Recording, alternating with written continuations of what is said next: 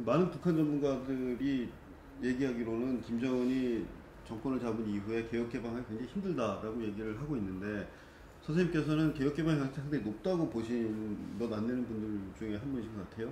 근데 개혁 개방을 하면 어떻게 북한 인민들 먹여 살려요? 북한 인민들 먹여 살리지 않고 어떻게 김정은이가 정치적 정통성을 갖겠어요? 그건 군부도 알 수 있죠. 그건 최근의 행보를 보면 알 수 있죠.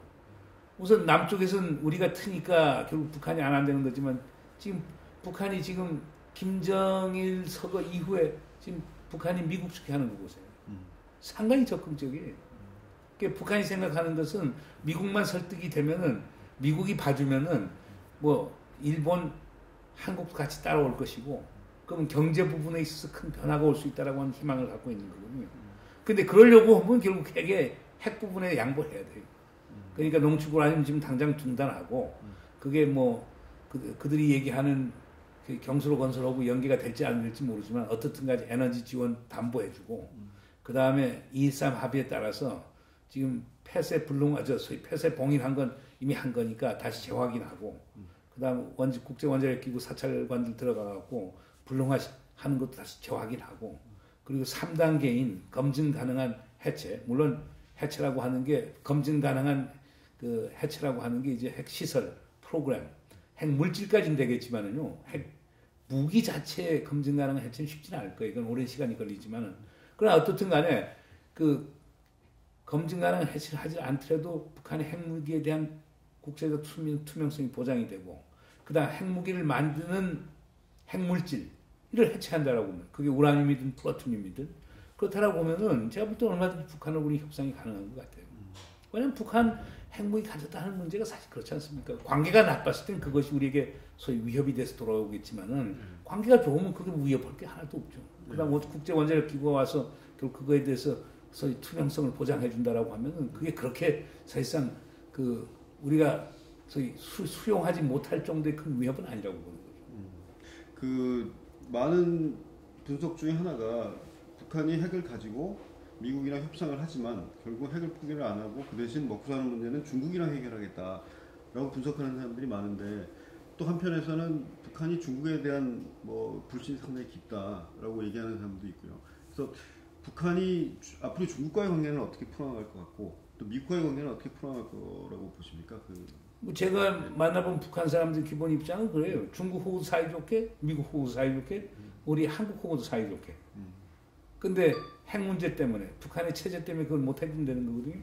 그러니까 북한 입장에서는 누구든지 자기를 도와주고 인정해줄 수 있는 파트너를 구할 거예요. 중국은 하겠다는 거거든요. 사실 중국 공산당 정치국 상무위원 9명 전체가 북경주재 북한 대사관 가서 조문했다는 것은 이건 엄청난 사건이거든요. 중국 공산당 역사상 거의 없었던 일이라고 볼 수 있는 거거든요. 그럼 중국은 시그널을 분명히 보냈거든요. 그러면 미국이 계속 북한에 대해서 적대적으로 나간다. 그러면 중국하고 북한 관계는 좋아질 수밖에 없어요. 그러면 그 과정에서 결국에 뭐 우리 남북한 관계도 변수가 되겠지만은요.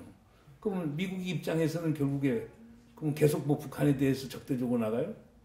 그러다가 북한을 완전 중국에 넘겨주는 게 되는데 지금부터 미국 입장에서도 그건 전략적 이익에 위배된다고 봅니다.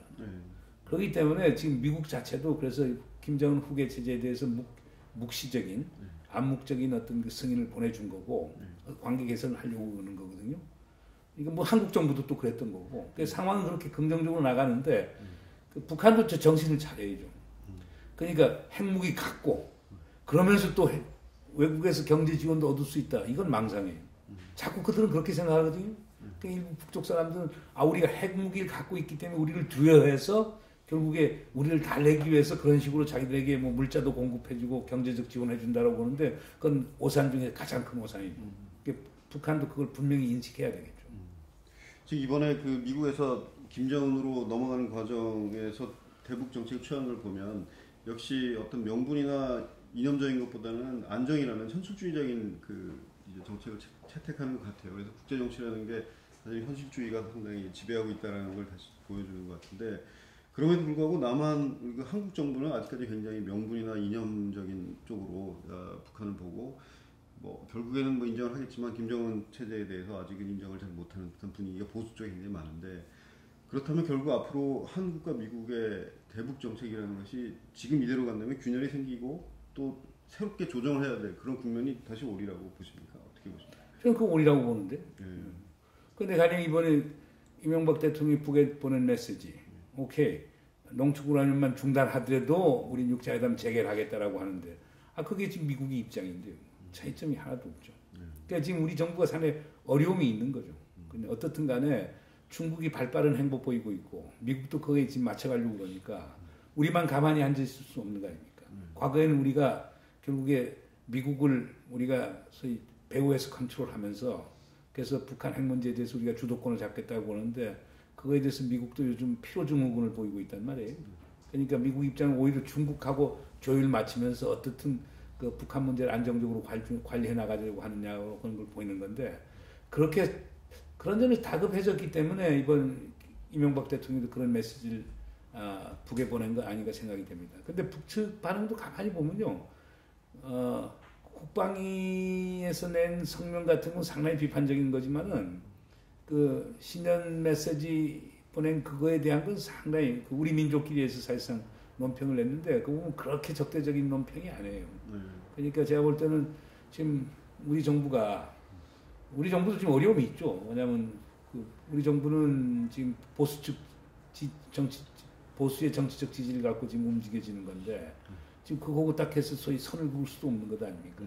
그러니까 자 대북 관계는 개선을 해야 되겠는데 국내 정치적 지형으로 봐서는 또 너무 급하게 갈 수는 없고 그러니까 거기에서 지금 조율한 게 이번에 나온 그 신년 메시지라고 보는데요. 근데 분명히 북측하고 관계 개선을 하고 싶다라고 하는 것이 분명히 보이고요. 특히 천안함과 연평도 문제에 대한 거론이 없던다는 건 상당히 큰 의미가 있다고 봐요.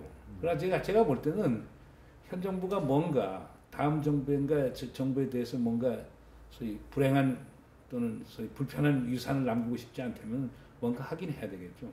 그러면 제가 볼 때는 금강산 재개하는 문제하고 식량 원조 재개하는 이 두 가지 문제만 해결되더라도 남북 관계는 급속히 가까워질 거예요. 그리고 핵 문제에 대해서도 그러면 우리 정부가 북이랑 얘기할 수 있는 소위 계기가 생길 것이고 그렇게 된다면은 우리가 미국, 중국하고도 조율을 맞추면서 지금 한반도 문제, 남북한 관계, 그다음 북한 핵 문제에 대해서 우리가 보다 주도적인 역할을 할 수가 있겠죠. 지금 이제 2012년에 미국 대선이 지금 있고 얼마 전에 이제 아이오와 코커스가 시작을 했는데 뭐 사람들 얘기로는 공화당은 안보에 굉장히 강점이 있기 때문에 안보 문제에서 특히 북한 문제를 상당히 강경하게 다룰 것이다라는 추측들을 하고 있는데요. 지금 말씀하신 대로 오바마 행정부가 북한에 대한 대북 정책이 사실 공화당 행정부와 거의 비슷한 정도로 강하게 왔고 근데 거기에 대한 피로 증후군을 느끼고 있다고 지금 말씀하셨는데 공화당으로 만약에 정권이 바뀐다 하더라도 그 피로 증후군 때문에 결국 북한에 대한 대북 정책은 현실적으로 갈 거라고 보십니까?